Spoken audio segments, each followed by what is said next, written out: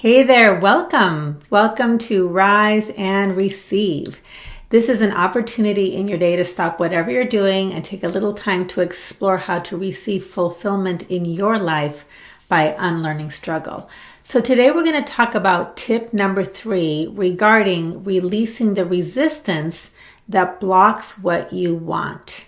And the very specific tip that I'm going to talk about is to stop analyzing your feelings, because analyzing your feelings is a very common way that we create resistance, which blocks receiving what we most want. So I invite you to just take a moment to think about what is something that you want, what is something that you've been striving for, strategizing for, trying to figure out how to actually receive into your life that you may actually have some mixed emotions about, or that stirs up some uncomfortable feelings. Because if you do have uncomfortable feelings in the pursuit of this goal or dream, chances are sometimes a little bit, sometimes a lot, you're probably getting caught in analyzing your feelings. And this is actually something that creates resistance and blocks the flow. So just kind of keep that in your awareness as we move through today's tip.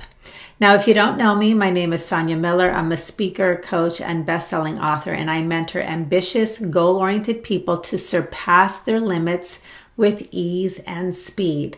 And the way that I do this is I love to illuminate the common blind spots that ambitious, goal-oriented people tend to have. It's a very unique, kind of specific set of blind spots that when you're that type of a person or that type of personality, and I count myself as one of them, then what tends to happen is we have well-developed skills that are from the doing skill set. We act like the hunter. We do a lot of thinking and take action. However, we are malnourished or disconnected from the being skills. And so what happens is when we're pursuing our goals, we can be really productive and successful, but oftentimes we'll just reach an upper limit. And that limit comes from missing the specific skills that come with beingness. And so what happens is we're not reaching our goal, we can't surpass that limit, and we work even harder. That is the cause of our upper limit. However, when you learn the skill that you've been missing, which has everything to do with receiving, because ambitious, goal-oriented people know how to pursue, but not so good at receiving. So they don't know how to stop all they're doing and actually finally let in what they've been working so hard for. When you understand how to receive, upper limits dissolve and all sorts of things become possible. So I'm going to talk about this tip, which has to do with analyzing our feelings, because that's what hunters do. That's what human doings do. We do a lot of thinking and analyzing, and we apply it to our feelings, and feelings are in the realm of human beingness. And if you analyze your feelings, stuck. So I'm going to go into that, but I do want to let you know about something. If you stick around, I'm going to share with you just a little bit of this list, if you can see it.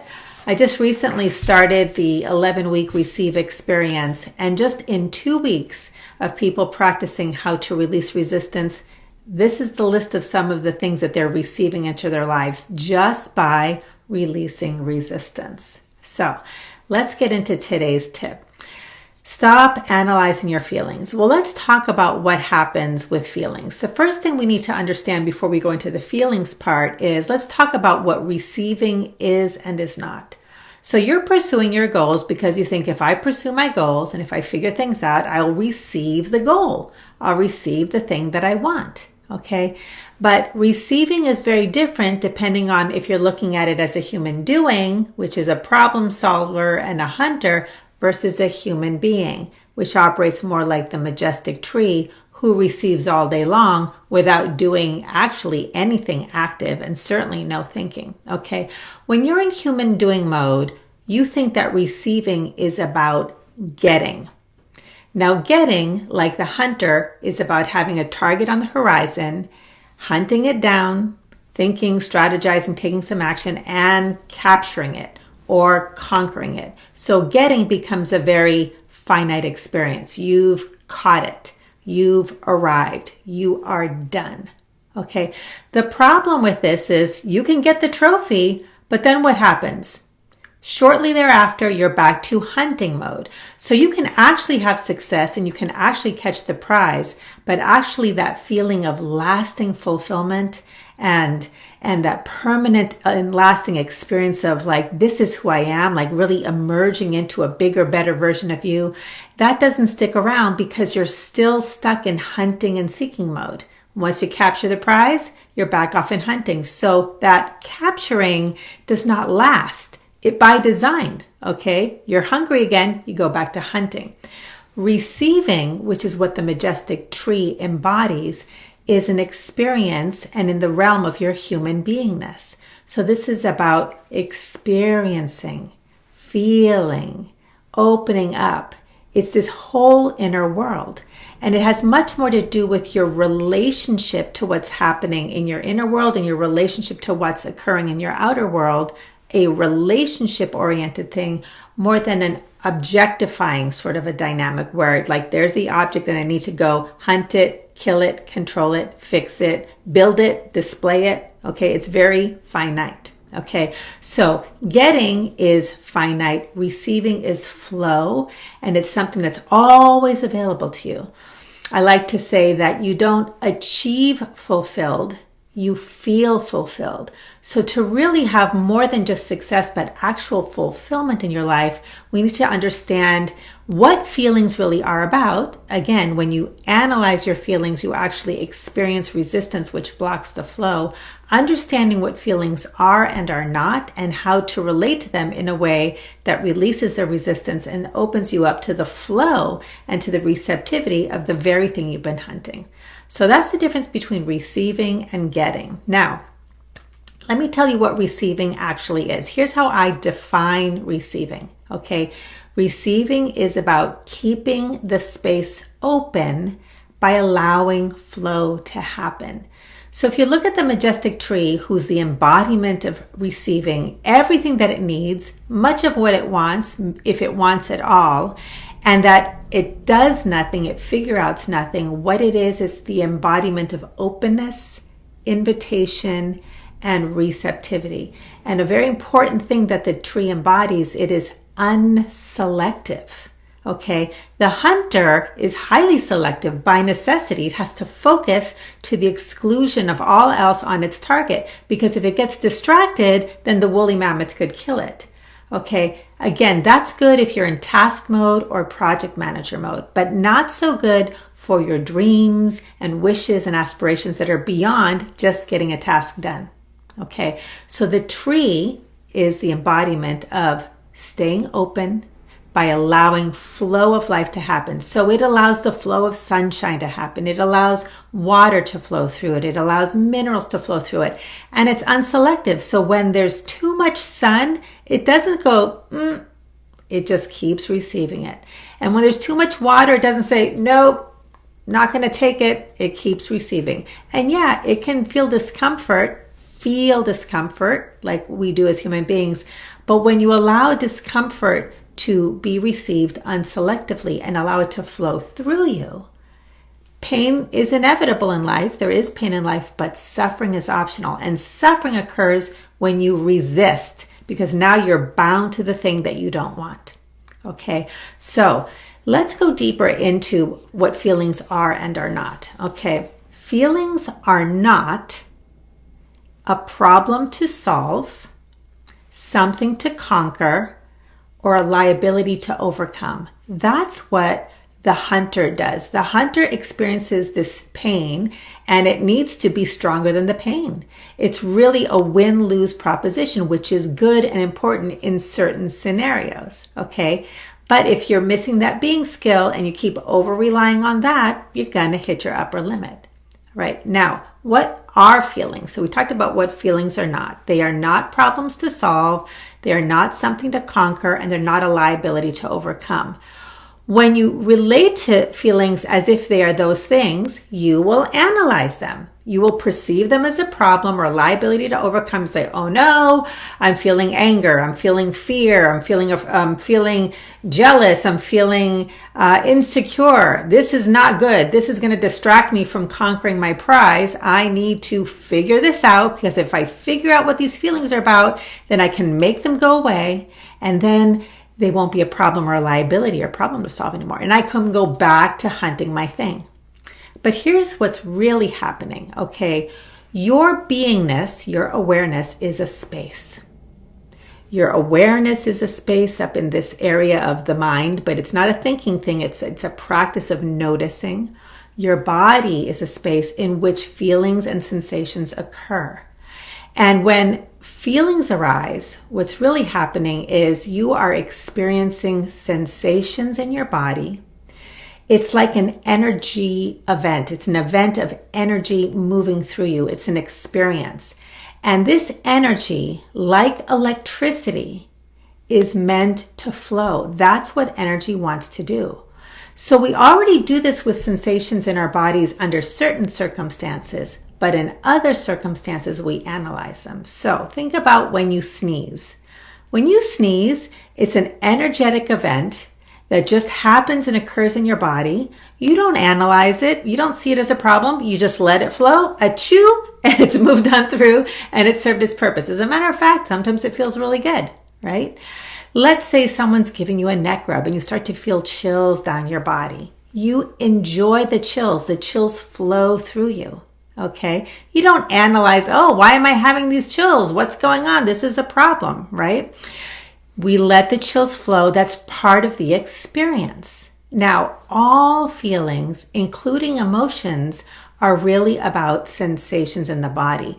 The reason we analyze it is because part of what we've learned to do when we're more developed in doing and less developed in being is we have these sensations and then we attach meaning to the sensations. I'm here having this sensation, that's fear.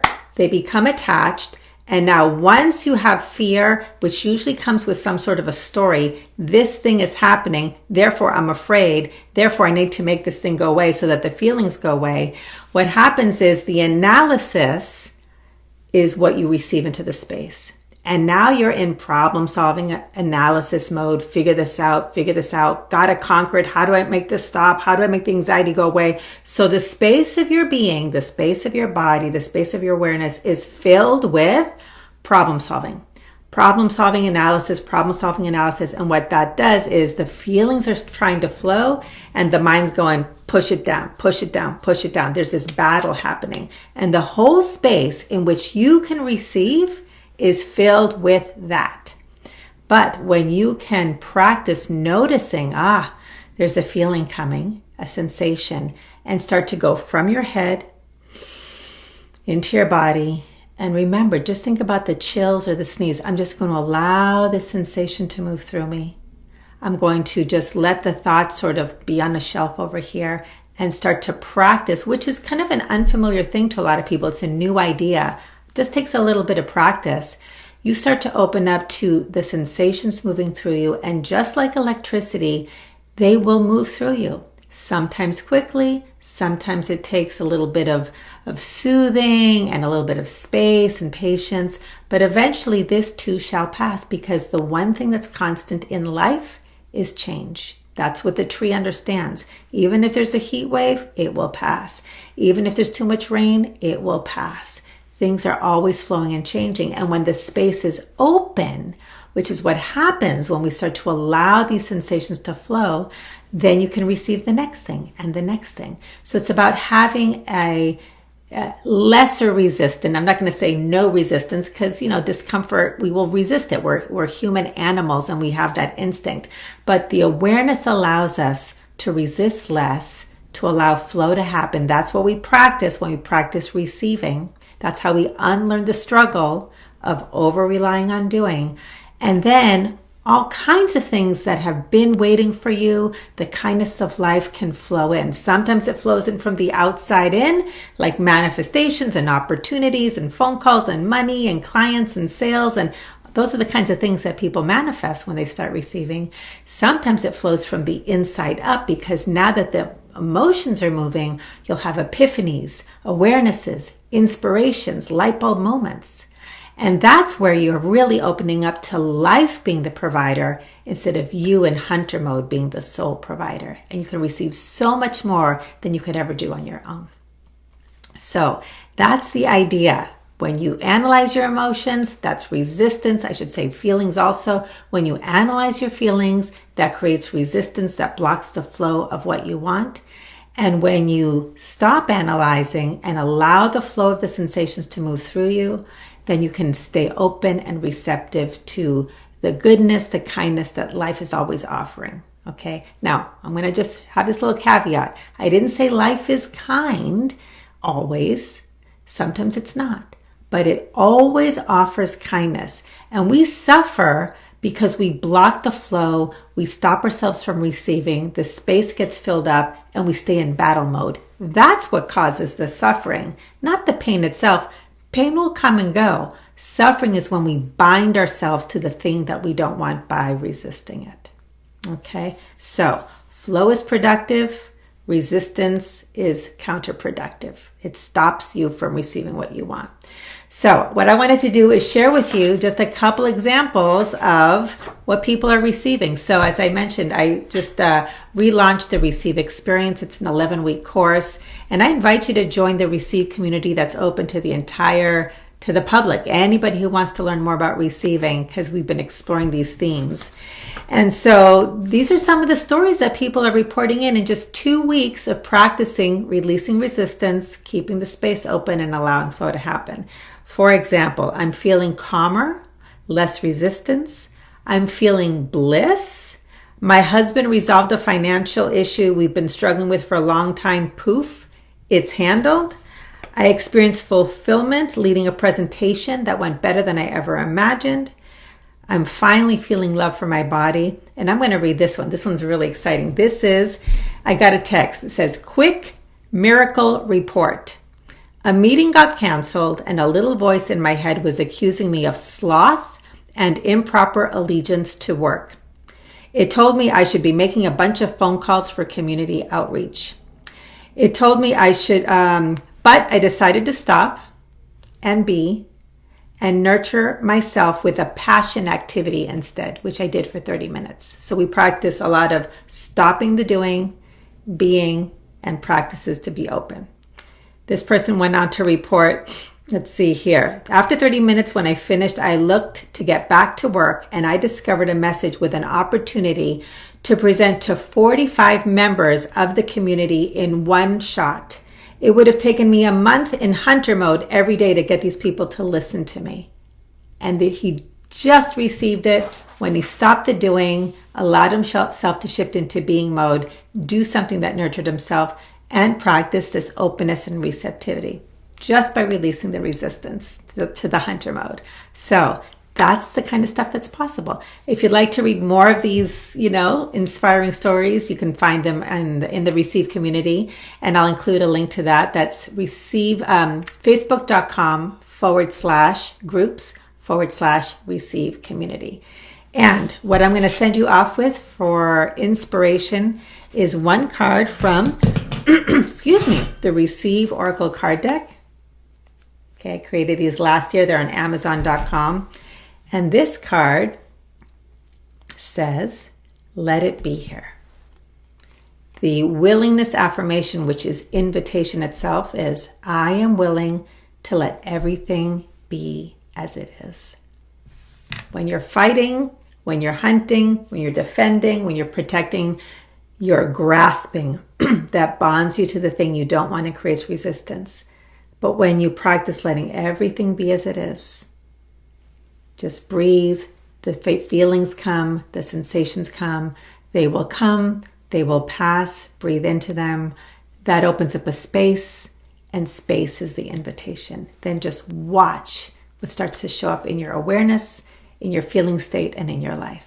So I hope you like this, and come on by the Receive community. I'd love to see you there. Connect with daily inspiration and tips to receive by unlearning struggle. And if you like this, please share. It helps me reach the people that I'm here to serve. Click the red subscribe button on YouTube. Does the same thing. I hope you enjoyed this, and I'll see you at the next Rise and Receive. Bye, everybody.